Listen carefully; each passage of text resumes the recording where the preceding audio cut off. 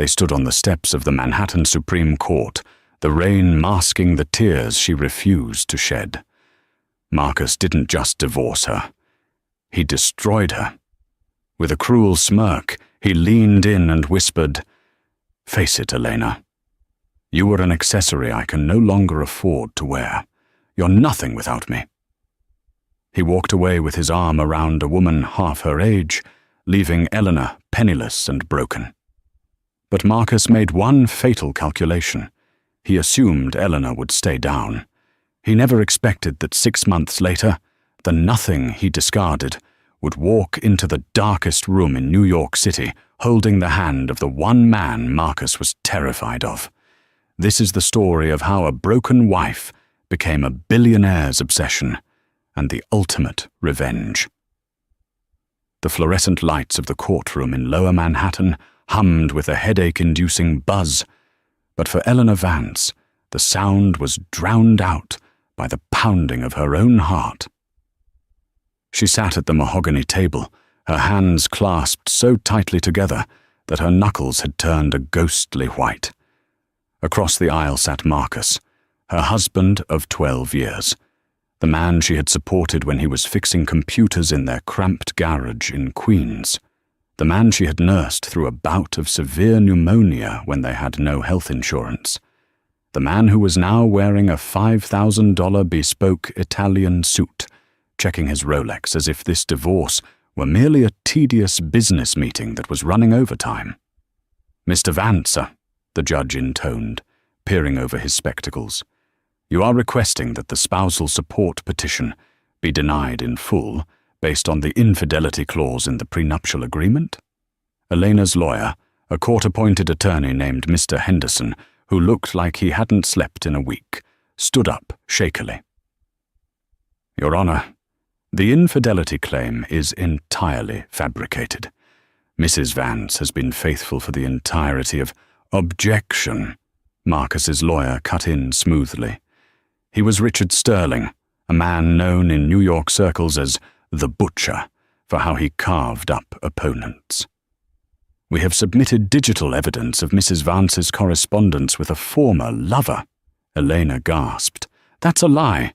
Those were emails to my cousin in London." Marcus didn't even look at her. He just tapped his pen on the table, a bored expression on his face. He knew the emails were innocent. He also knew that Sterling had manipulated the context enough to drag this out for years if Eleanor fought it. And he knew Eleanor didn't have the money for a year-long fight. The judge sighed, rubbing his temples. "Mrs. Vance, if you contest this evidence, we will need to schedule a forensic discovery phase. This will require a significant retainer for independent auditors." Elena looked at Marcus. For the first time, he turned his head. His eyes, once warm and brown, were now flat and cold, like polished stones. He offered her a tiny, almost imperceptible shrug. It was a message. Give up. She had $400 in her bank account. Marcus had hidden the rest of their assets in offshore shell companies in the Cayman Islands months before he filed. Elena's voice cracked. She cleared her throat. "I withdraw the request for support. I just want it to be over." Mr. Henderson looked at her with pity. "Elena, you're walking away with nothing. You helped him build Vance Tech. You deserve half." "I can't fight him, Robert," she whispered. "He'll bleed me dry before we even get to trial." The gavel banged. It sounded like a gunshot. 20 minutes later, they were outside. The New York autumn weather had turned sharply aggressive, a freezing drizzle coating the grey concrete. Elena was struggling to open her umbrella when Marcus stopped beside her. A black town car idled at the curb. The window rolled down, revealing Tiffany St. Clair. Tiffany was 23, the daughter of a real estate mogul, and an influencer with perfect teeth and empty eyes. She blew a bubble of gum and looked at Eleanor like she was a piece of trash on the sidewalk. "Marcus, hurry up," Tiffany whined. "We have that dinner at Le Bernardin." Marcus buttoned his coat. He stepped close to Eleanor, invading her personal space one last time. "You know," he said, his voice smooth and devoid of any remorse, "I almost feel bad for you. You really tried, didn't you? Being the good little housewife. But you simply didn't scale, Elena. You're like old software. Obsolete." "I built that company with you," Elena said, her voice trembling with a rage she couldn't release.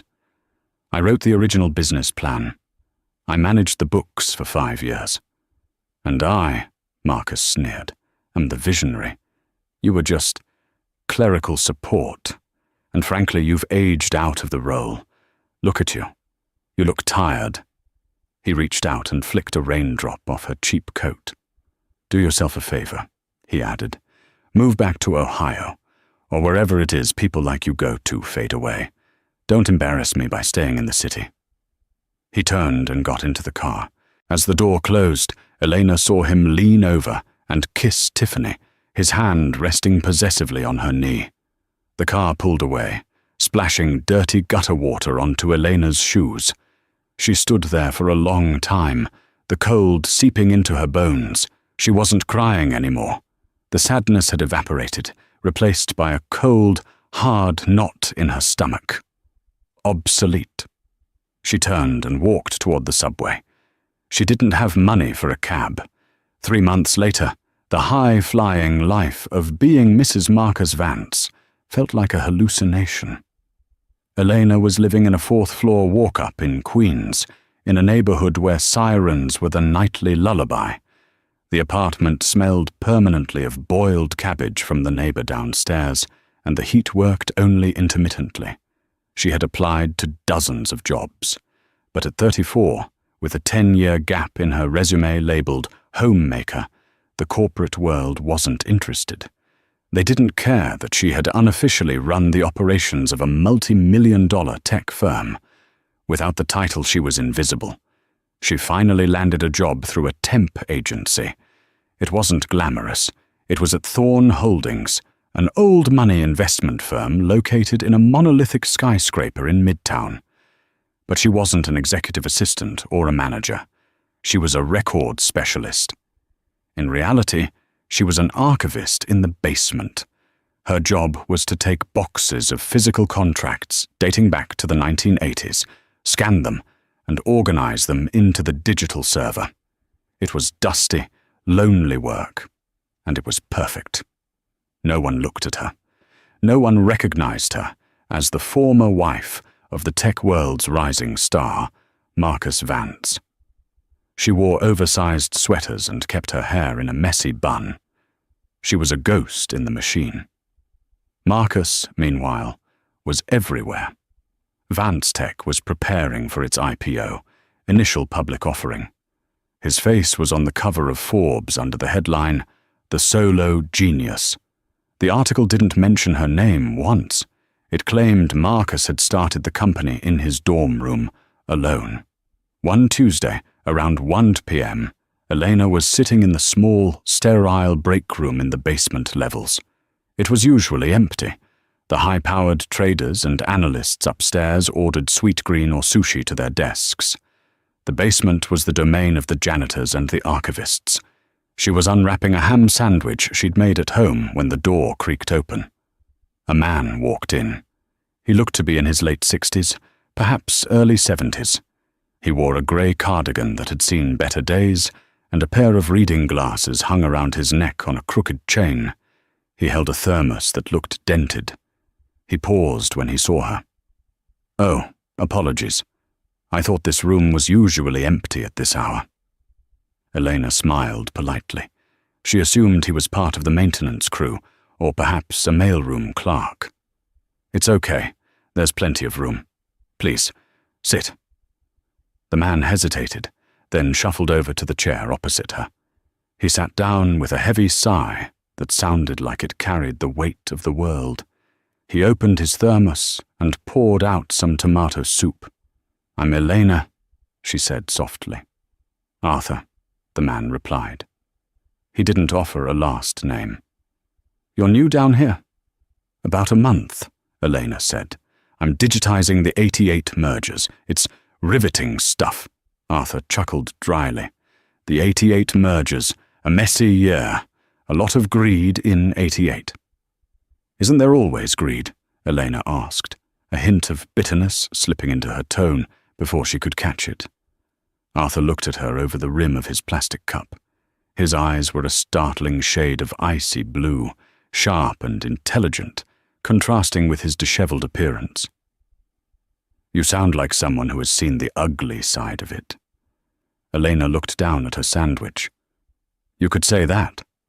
I learned the hard way that loyalty is a liability in this city." Arthur nodded slowly. "My wife. She used to say that loyalty was rare because it was expensive. Cheap people can't afford it." Elena looked up, surprised. "That's beautiful. Is she—" "Passed 5 years ago," Arthur said. He took a sip of soup. "Now, I just wander the building. Try to stay out of the way of the young wolves upstairs." "I know the feeling," Elena said. She reached into her bag. "I have an extra apple. Would you like it? That soup doesn't look like enough lunch." Arthur stared at the apple in her hand. Then he looked at her face. He seemed to be searching for something. Pity, perhaps, or an agenda. Finding neither, his face softened. "Thank you, Elena. I would like that very much." That was how it started. For the next 2 months, Arthur and Elena had lunch together 3 times a week. It became the highlight of her day. They didn't talk about business. They talked about books, about the history of New York architecture, about jazz. Elena found him to be incredibly sharp. He knew details about the building's history that were obscure, and sometimes he would make offhand comments about the economy that were frighteningly accurate weeks later. She vented to him, just a little. She told him about an ex who had erased her from his life. She never mentioned Marcus by name. She was too ashamed, and she didn't want to seem like she was bragging about her past proximity to wealth. She just described him as a man who traded her in for a newer model. "He called me obsolete," Elena admitted one rainy afternoon, staring at the vending machine. "He said I didn't scale." Arthur's face darkened. For a second, the kindly old grandfather vibe vanished, replaced by something steely and dangerous.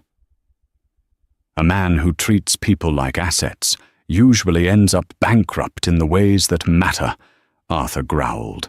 "Don't let his blindness define your worth, Elena. You have a sharp mind.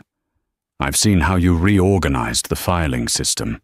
You see patterns others miss." "It's just filing, Arthur." She laughed self-deprecatingly. "It is never just filing," he corrected. "It is information architecture." Then, the inciting incident happened. It was a Friday. Elena was called up to the 40th floor, the executive level. This was forbidden territory. The head of HR, a woman named Ms. Gables, who wore shoes that cost more than Elena's car, had summoned her. Elena entered the glass-walled office, terrified. Had she done something wrong? "Ms. Vance," Ms. Gables said, not looking up from her iPad, "we are downsizing the archival department. We've decided to outsource the remaining scanning to a firm in New Jersey. Today is your last day." Elena felt the floor drop out from under her. "But I really need this job. I'm reliable. I'm fast." "It's a budget issue," Ms. Gables said dismissively. "Pack your things. Security will escort you out in an hour." Elena stumbled back to the elevator, fighting back tears. Not again. Just as she was getting her footing, the rug was pulled out. She went to the basement to get her coat. She sat in the break room for one last minute, trying to compose herself. The door opened. It was Arthur. "Elena?" He frowned. "You're crying. What happened?" "I got fired." She wiped her eyes, trying to smile for him. "Outsourced. Today's my last day, Arthur. I won't be able to have lunch with you anymore." Arthur stood very still. Who fired you? Ms. Gables, up on the 40th floor. It's okay, Arthur. It's not your fault. I don't know what I'm going to do. Rent is due in 3 days. Arthur set his thermos down on the table with a definitive clunk. He adjusted his crooked glasses. He reached into the pocket of his cardigan and pulled out a phone. It wasn't a cheap flip phone. It was the latest, unreleased prototype of a satellite smartphone. Dry your tears, Elena, Arthur said. His voice had changed. The waver was gone. It was a commanding baritone now. Arthur, what are you doing? I am making a personnel adjustment, he said. He dialed a number and put the phone to his ear. Gables, this is Julian Thorne. Yes, the owner of the building you are standing in. You just fired a woman named Elena Vance. Yes. Well, I'm unfiring her. Elena froze. Julian Thorne? Every business major knew the name. Julian Thorne was the ghost of Wall Street. A recluse billionaire who hadn't been photographed in public in 10 years. He owned Thorne Holdings. He owned half of Midtown. He was rumored to be worth $50 billion. And she had been feeding him apples for 2 months. Arthur, no, Julian, glared at the wall as he listened to the sputtering HR director on the other end. In fact, Julian continued, pack your things, Miss Gables. You lack the intuition required for your role. You're fired. And tell security to bring Miss Vance up to the penthouse suite immediately. She is no longer an archivist. He hung up. He looked at Elena, whose mouth was hanging open. The kindly old man's smile returned, but there was a mischievous glint in his eye. Sorry for the deception, Elena. I like to see how people treat me when they think I'm nobody. It's the only way to get an honest lunch in this town. He extended his arm. Now, shall we go upstairs? I believe we have work to do. And I have a feeling you have some ideas on how to run things better than the idiots I currently employ. The elevator ride from the basement to the 50th floor penthouse took 45 seconds. But for Elena, it felt like traveling between 2 different dimensions. When the doors slid open, the smell of stale coffee and dust was replaced by the scent of white tea and expensive leather. The penthouse wasn't just an office, it was a command center. Floor-to-ceiling windows offered a panoramic view of Manhattan, the very city that had chewed Elena up and spat her out. Julian Thorne walked in ahead of her, shedding his Arthur cardigan to reveal a crisp, white dress shirt underneath. He didn't look like a frail old man anymore. He looked like a titan. Sit, Julian commanded, pointing to a chair made of Italian leather that probably cost more than Elena's entire wardrobe. Elena sat, her hands trembling slightly. Mr. Thorne, Julian, he corrected, pouring himself a glass of sparkling water from a crystal decanter. And stop shaking. It annoys me. You didn't shake when you were debating me about the 1929 crash last week. That was theoretical. This is real, Elena stammered. Why are you doing this? You could hire the best MBA graduates from Harvard. Julian walked over to the window, looking down at the ants scurrying on the streets below. I have hired them. They are boring. They think in straight lines. They are taught how to maintain wealth, not how to build it or protect it from wolves. You, Elena, have survival instincts. You managed the operations of a tech startup with no budget, and you navigated a divorce where you were outgunned. You are hungry. The Harvard kids are just greedy. There is a difference. He turned back to her. I have a proposition. You are not going to be my archivist. You are going to be my associate strategist. Your salary is $250,000 a year, effective immediately, plus bonuses. Elena gasped, her hand flying to her mouth. That was 5 times what Marcus had given her, as an allowance when they were married. However, Julian raised a finger, there is a condition. You have to unlearn everything Marcus taught you. He taught you to be small. He taught you to be a support system. In my world, you are either the predator or the prey. I am going to teach you how to hunt.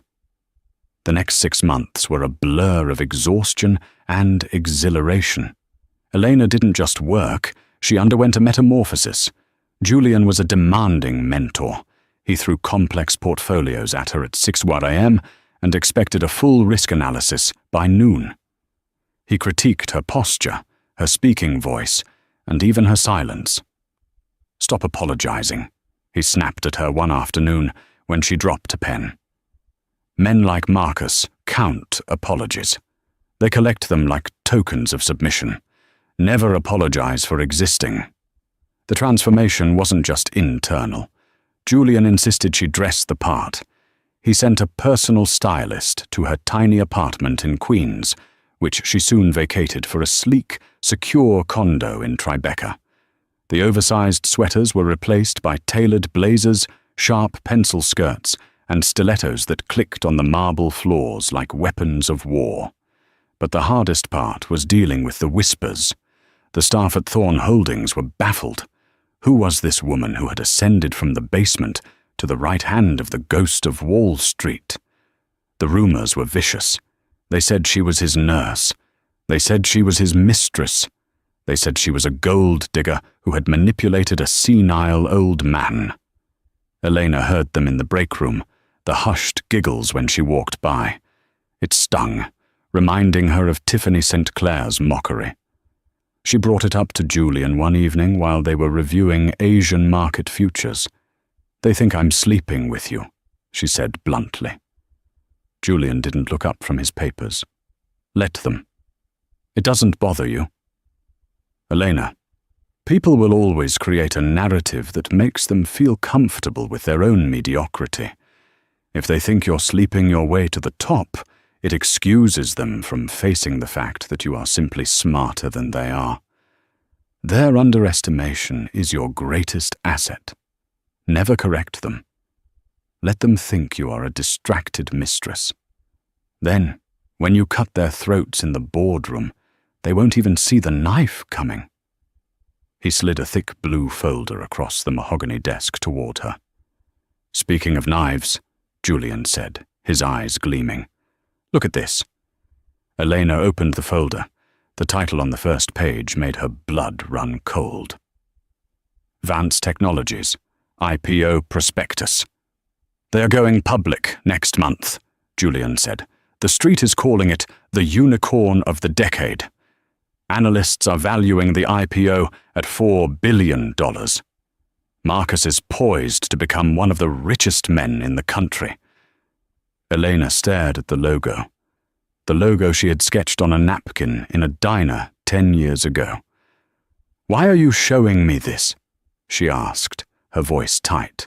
Because I'm thinking of buying a substantial short position, Julian said. But the numbers look perfect. Too perfect. Revenue is up 400% quarter over quarter. User retention is 99%. It's a miracle company. He paused. You kept the books, Elena. You know the source code of the business. Is Marcus a miracle worker? Elena opened the file. She began to read. At first it looked legitimate, but then her eyes narrowed. She flipped to page 45, then back to page 12. She pulled out a calculator. Her heart began to race. Not with fear, but with recognition. Here, she pointed to a line item labeled Deferred Service Acquisitions. What about it? Marcus used to try this when we were small, Elena said, her mind sharpening, the memories of late-night accounting sessions flooding back. He counts projected contracts as signed contracts to inflate the quarterly revenue. He calls it anticipatory accounting. It's illegal, but he hides it by routing the money through shell vendors to make it look like paid invoices. She grabbed a pen and circled 3 vendor names in the footnotes. Apex Solutions, Blue River Data, Orion Systems. I named these, she whispered. These aren't real companies. They were placeholders I created for testing the database software years ago. He never deleted them. He's using them to wash his own money back into the company to fake revenue growth. Julian sat back, a slow, terrifying smile spreading across his face. So, he mused, the $4 billion company is a house of cards. If anyone audits these 3 vendors, Elena said, looking up, her eyes fierce, VanceTech goes to 0. Julian closed the folder. Elena, get your coat. Where are we going? We are going shopping, Julian said. Next week is the Titan Gala at the Metropolitan Museum of Art. Marcus will be there to court investors for the IPO. I haven't attended a public event in 10 years, but I think it's time I introduced New York to my new partner. Partner. You just handed me the weapon to destroy a fraud, Julian said. You're not an associate anymore, Elena. You're a partner. Now, let's go find you a dress that says, I know where the bodies are buried. The Titan Gala was the Oscars of the business world. Held annually at the Met, it was a convergence of old money, tech billionaires, and A-list celebrities. The steps of the museum were draped in red carpet, flanked by walls of paparazzi screaming the names of the elite. Marcus Vance stepped out of his limousine, flashing his signature winning smile. He looked every inch the conqueror. His tuxedo was Tom Ford, customized. On his arm was Tiffany St. Clair, wearing a sheer, diamond-encrusted gown that left little to the imagination. Marcus, over here, the photographers shouted. Is it true the IPO is oversubscribed? Let's just say, Marcus quipped to a reporter from CNBC, the future looks very bright. VanceTech is about to change the world. Inside the Great Hall, the atmosphere was electric. Champagne flowed like water. Marcus moved through the crowd like a shark in a tank of guppies. He shook hands with senators, laughed with hedge fund managers, and accepted congratulations on his upcoming billionaire status. He felt invincible. He had shed the dead weight of his past life, Eleanor, and ascended to the Olympus of wealth. This is boring, Tiffany complained, sipping her champagne. Can we go to the after party yet? Hush, babe, Marcus muttered. I need to talk to the guys from Goldman. Just look pretty. Suddenly, a hush fell over the room. It started near the entrance and rippled outward, silencing the jazz band and the chatter. Heads turned, glasses were lowered, the massive doors at the top of the stairs had opened. Oh my God, someone whispered near Marcus. Is that Julian Thorne? Marcus whipped his head around. It couldn't be. Thorne was a hermit, a ghost. He hadn't been seen at a gala since 2012. But there he was. Julian Thorne stood at the top of the staircase, looking like a king surveying his subjects. He wore a classic black tuxedo, his silver hair swept back, radiating an aura of terrifying power. But it wasn't just Julian that had the room paralyzed. It was the woman on his arm. She was stunning. She wore a gown of midnight blue velvet that hugged her curves and pooled on the floor like liquid night. The dress was off the shoulder, revealing an elegant neck adorned with a necklace of sapphires and diamonds that looked heavy enough to sink a ship. Her hair was styled in glamorous old Hollywood waves. Her makeup was flawless, highlighting cheekbones that could cut glass. She looked regal, dangerous, and utterly unattainable. Marcus squinted. There was something familiar about the way she stood, the tilt of her chin, the arch of her brow. The woman began to descend the stairs with Julian, moving with a grace that commanded the attention of every lens in the room. Who is she? Tiffany asked, sounding jealous. Is that a model? As they got closer to the floor, the woman's eyes scanned the crowd. They locked onto Marcus. And then she smiled. It wasn't a warm smile. It was the smile of an executioner who had just sharpened the blade. Marcus felt the blood drain from his face. His champagne glass slipped from his fingers and shattered on the floor, the sound echoing in the silent hall. "Elena," he whispered. It was impossible. The frumpy, tired woman he had discarded in the rain? The woman who wore clearance rack coats and worried about coupons? This woman looked like she owned the museum. The crowd parted as Julian and Eleanor walked through. They didn't stop for the press. They walked straight into the center of the VIP circle. Marcus stood frozen, his shoes crunching on the broken glass of his drink. Tiffany was tugging at his arm. "Marcus, what is wrong with you? Who is that?" "That," Marcus choked out, his throat dry as sandpaper, "is my ex-wife." "The loser?" Tiffany laughed incredulously. "That is not a loser, Marcus. That woman is wearing the Romanov sapphires. I saw them in a magazine. They're worth $3 million. Eleanor and Julian stopped a few feet away, surrounded by a ring of admirers. Marcus watched as the CEO of Chase Bank rushed over to kiss Eleanor's hand. He watched as a senator leaned in to whisper something that made Elena laugh. A throaty, confident laugh he had never heard before. Anger replaced his shock. How dare she? How dare she come here, on his night, looking like that? She was supposed to be in Ohio. She was supposed to be miserable. He straightened his jacket. He was Marcus Vance. He was about to be a billionaire.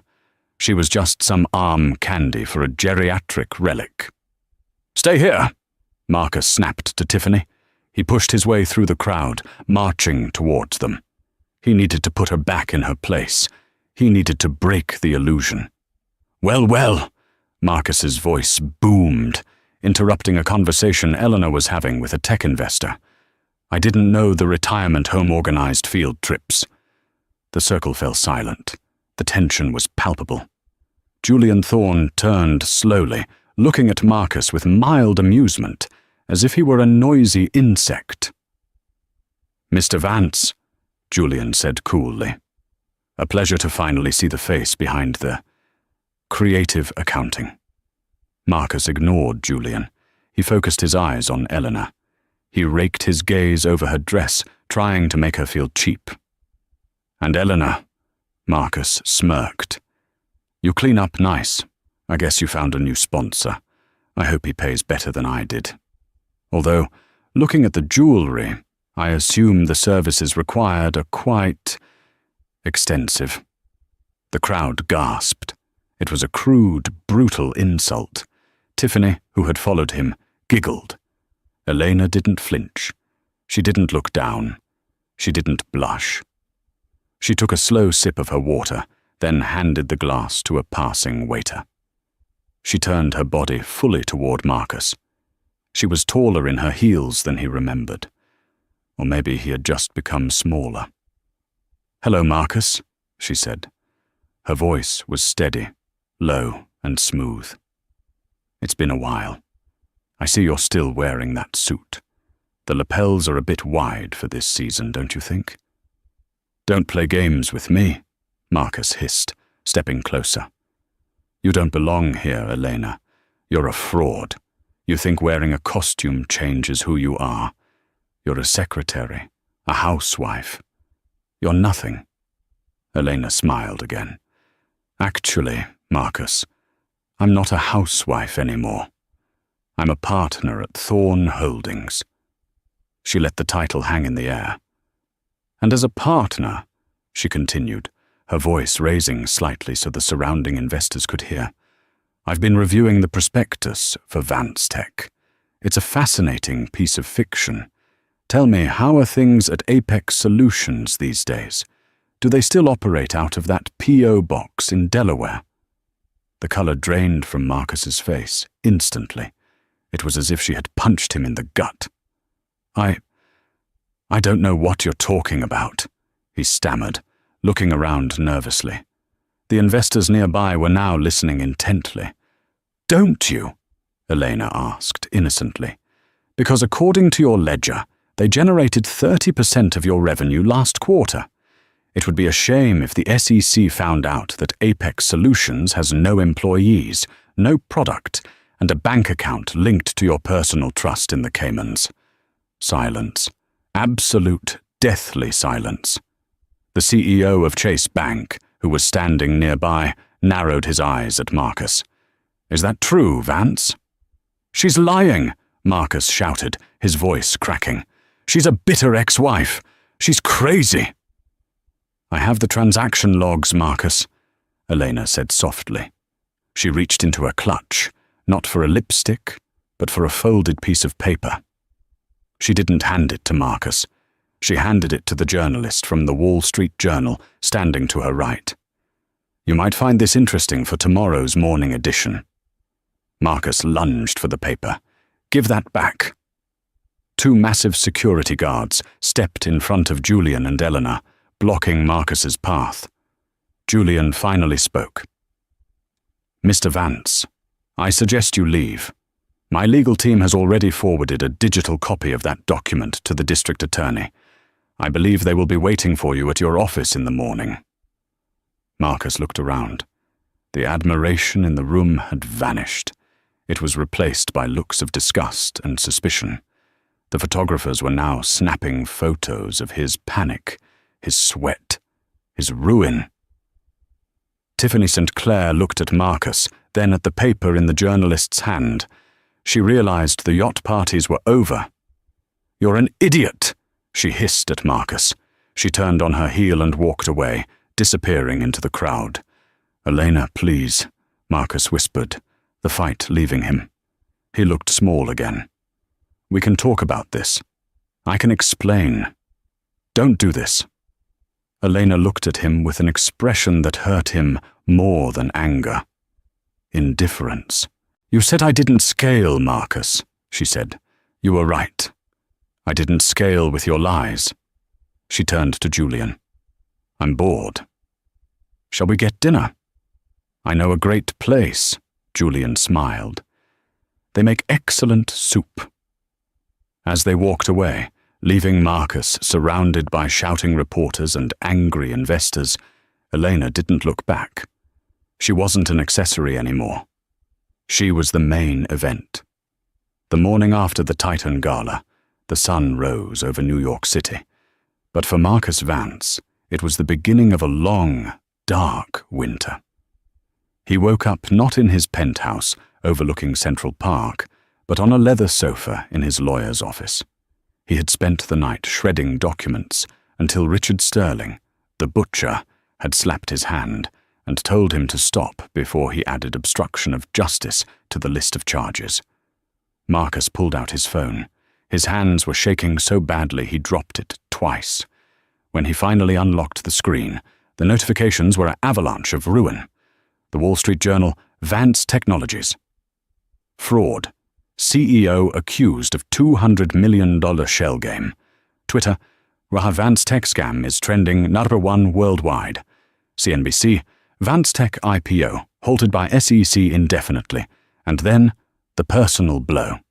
He opened Instagram. Tiffany St. Clair had posted a photo. It was a selfie of her on a private jet, holding a glass of champagne. The caption read, "Toxic people are a drain on your energy. New beginnings. Single life. Dubai." She hadn't just left him. She had broadcasted it to her 3 million followers before his coffee was even cold. "Marcus," Sterling walked in, looking disheveled and grim. "We have a problem. The SEC is downstairs. They have a warrant for your electronic devices." "Don't let them in!" Marcus screamed, jumping up. "I pay you to stop this." "I can't stop the federal government, Marcus," Sterling shouted back, losing his composure. "And there's something else. The banks have frozen your personal accounts. The credit lines for the company have been pulled. You are liquidating at a rate of $10 million an hour." Marcus sank back onto the sofa. "Fix it. Call Elena. She knows the books. She can explain that it was just creative projections." "Elena Vance is the one who handed them the map, you idiot," Sterling spat. and she's not taking my calls. In fact, she's currently on Bloomberg TV. Sterling grabbed the remote and turned on the wall-mounted TV. There she was. Elena sat in a sleek, modern studio, looking calm and authoritative. The chyron under her name read, Elena Vance, partner, Thorn Holdings. Ms. Vance, the interviewer asked, did you know about the fraud while you were married to him? I knew the finances were tight, Elena said, her voice measured. But Marcus was very secretive about the special projects ledger. It was only when I analyzed the prospectus with the team at Thorn Holdings that the pattern became undeniable. It's a tragedy for the employees who worked hard. That is why Thorn Holdings has made an offer to acquire the legitimate assets of Vance Tech to save the jobs of the engineers. Marcus stared at the screen, his mouth agape. She's trying to buy my company? She's not trying, Marcus, Sterling said, checking his email on his phone. She just did. The board of directors just held an emergency vote via Zoom. They ousted you. They accepted Thorn's liquidity injection. You're out. The company is hers. Marcus felt the room spin. The company he had built, the empire that was supposed to make him a god. It was gone, snapped up by the wife he had called obsolete. He grabbed his coat. Where are you going? Sterling yelled. The police are downstairs. I have to see her, Marcus muttered, his eyes wide and unblinking. She can't do this. She still loves me.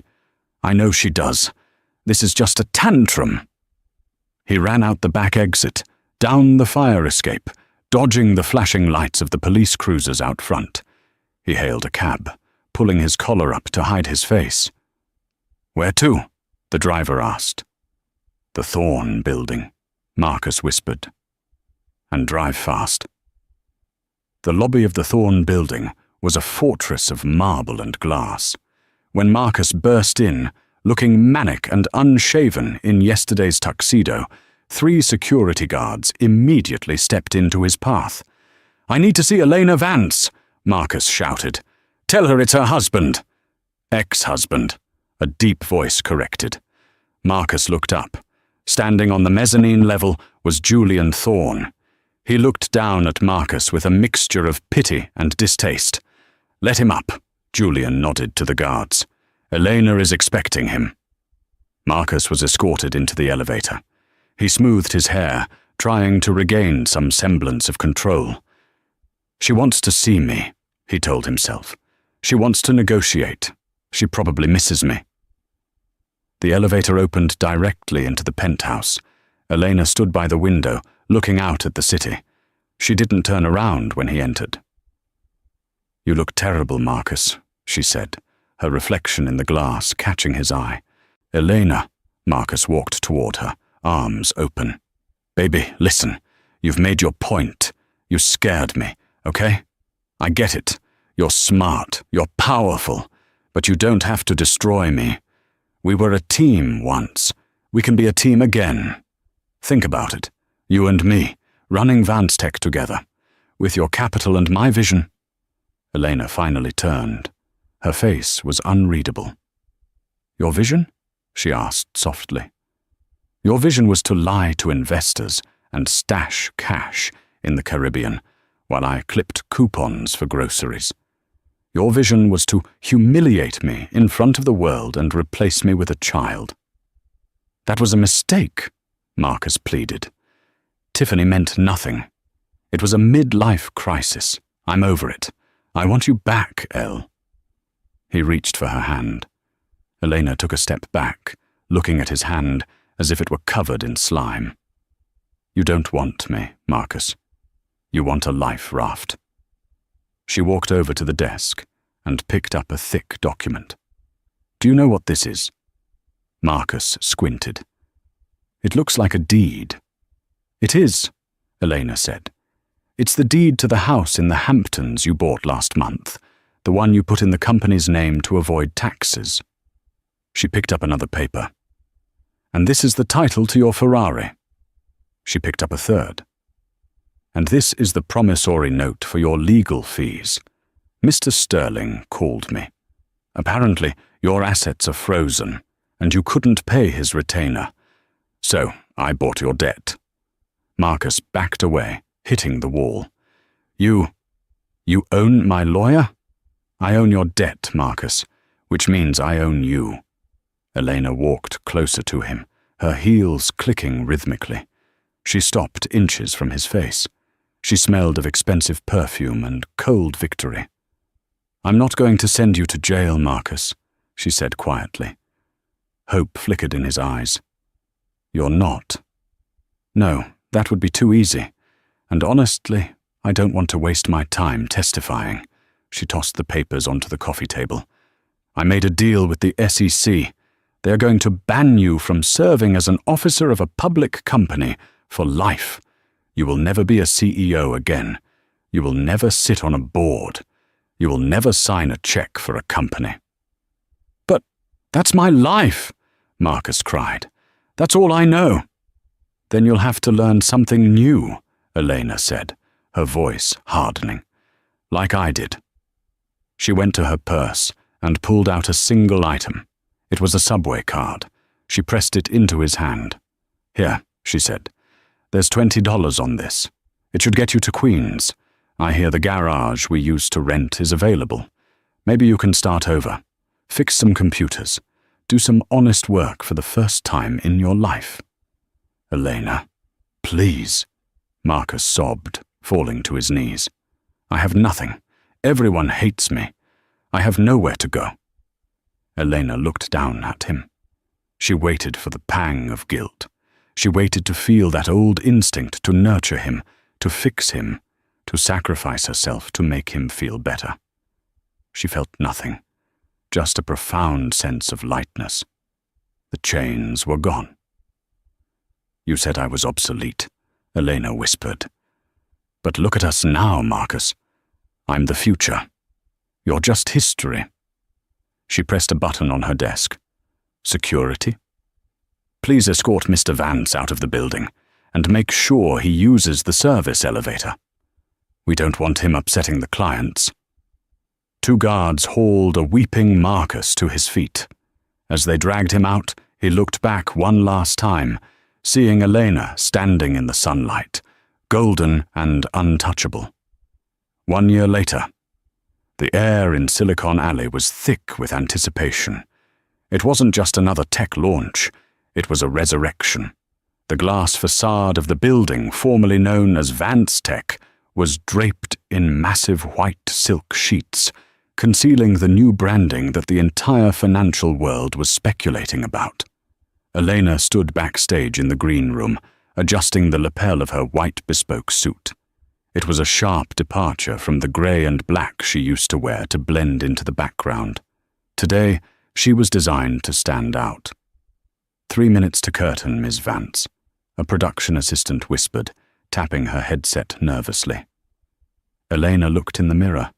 She didn't see the tired, discarded wife anymore. She saw a woman who had walked through fire and forged herself into steel. "Ready?" Julian asked. He was sitting on a velvet couch, looking every bit the proud mentor. He had officially stepped out of retirement to serve as the chairman of the board, but everyone knew Elena was the captain of the ship. "I was born ready," Elena replied. "I just didn't know it until you handed me that apple." She walked out onto the stage. The auditorium, packed with 2,000 journalists, investors, and former skeptics, erupted. The applause was deafening, a physical wave of sound. Elena raised a hand, commanding silence. "For a long time," she began, her voice amplified and crystal clear. "This company was built on a promise of the future that was never grounded in reality. You were sold a vision that was nothing more than smoke. But smoke clears, and when it does, you are left with only what is real." She pressed a button on the remote in her hand. Behind her, the massive screen flickered to life. The old, jagged V logo of Vance Tech shattered digitally. the shards falling away to reveal a new symbol. It was a stylized golden E, but if you looked closely, the negative space formed the profile of a lioness. Evolve Systems. "We are no longer Vance Tech," Elena announced. "We are Evolve, because in nature and in business, you either evolve or you go extinct." The crowd roared its approval. The stock ticker on the side of the stage showed the share price jumping 12% in real time. Later that afternoon, the celebrations moved to the executive suite. The vibe was entirely different from the frantic, fear-based culture Marcus had cultivated. Under Marcus, the office had been a frat house of nervous energy and impossible deadlines. Under Elena, it was a finely tuned orchestra. She walked through the open-plan office, greeting engineers by name. She stopped at the desk of Sarah, a junior developer Marcus had once threatened to fire for taking maternity leave. "How is the new encryption protocol coming along, Sarah?" Elena asked. "It's ready for beta, Ms. Vance," Sarah beamed. "And thank you for the on-site daycare center. I don't know how I would have managed without it." "Talent requires support, not pressure," Elena smiled. "Keep up the good work." This was the secret Marcus never understood. Loyalty wasn't bought with flashy parties, it was earned through respect. By stabilizing the company's finances and treating the staff like human beings, Elena had unleashed a wave of productivity that analysts were calling the Vance Miracle, though Elena hated the name. As evening fell, Elena retired to her private office, the same office where Marcus had once dismissed her ideas as clerical. She sat at the desk, opening a drawer. Inside was a small framed photo of her and Marcus from 10 years ago. They looked happy, young, and naive. She didn't hate him anymore. Hate required energy. She just felt a distant, cool pity. Meanwhile, 20 miles away in a strip mall in New Jersey, the reality was very different. Marcus Vance sat on a stool behind the counter of PC Fix, a small repair shop that smelled of burnt solder and dust. He wore a blue polo shirt that was a size too small. "Hey, buddy," a customer grunted, slamming a greasy laptop onto the counter. "My screen is flickering again. I thought you said you fixed it." "It's a graphics card issue," Marcus muttered, not making eye contact. "I told you that you needed to replace the motherboard." "Don't give me that tech mumbo-jumbo," the customer snapped. "Just fix it, or I'm speaking to your manager." Marcus flinched. The manager was a 19-year-old kid named Kyle who enjoyed bossing Marcus around. Above the counter, a small TV was playing the news. And in business news, Evolve Systems, led by CEO Elena Vance, has just surpassed a market cap of $5 billion. Elena Vance has been named Person of the Year by Time magazine. Marcus looked up. On the screen, Elena looked radiant. She was laughing at something the interviewer said. A free, genuine laugh he hadn't heard in years. She looked like a queen. The customer tapped on the glass counter. "Hey, Earth to Genius, are you going to fix my laptop or are you going to stare at the TV?" Marcus swallowed the lump in his throat. He looked down at his hands that used to sign million-dollar checks, now stained with thermal paste. I'll fix it," Marcus whispered. "Right away." Back in Manhattan, the sun had set, and the city lights were twinkling below Elena's penthouse. Julian poured 2 glasses of 1945 Romanée Conti, a bottle worth more than Marcus's current annual salary. "To the lioness," Julian toasted. "To the hunt," Elena replied, clinking her glass against his. "You know," Julian said, leaning back and looking at the skyline, "we have a surplus of cash flow this quarter, about 400 million. What are you planning to do with it? Buy an island? Retire?" Elena walked to the window. She saw her reflection in the glass, superimposed over the city. She saw the scars of the past, but they weren't wounds anymore. They were armor. "I was thinking about the transportation sector," Elena said thoughtfully. "I had a terrible flight to London last week. The logistics are archaic. The customer experience is insulting." Julian raised an eyebrow, a smile playing on his lips. "You want to buy an airline?" "I don't want to buy one." Elena turned to him, her eyes gleaming with that dangerous, brilliant spark. "I want to build one that actually works. I think I'll call it Ascend." "The industry is a graveyard for billionaires," Julian warned, though he looked delighted. "Good," Elena replied. "Then there's plenty of space for me to bury the competition." She took a sip of the wine. It tasted like victory. Elena Vance had been a wife, a victim, and a ghost. But as she looked out over the world she now commanded, she realized she was finally something else. She was the author of her own story, and she was just turning the page to chapter 1. And that is the story of Elena and Marcus. It's a powerful reminder that you should never underestimate someone just because they are kind, or quiet, or loyal.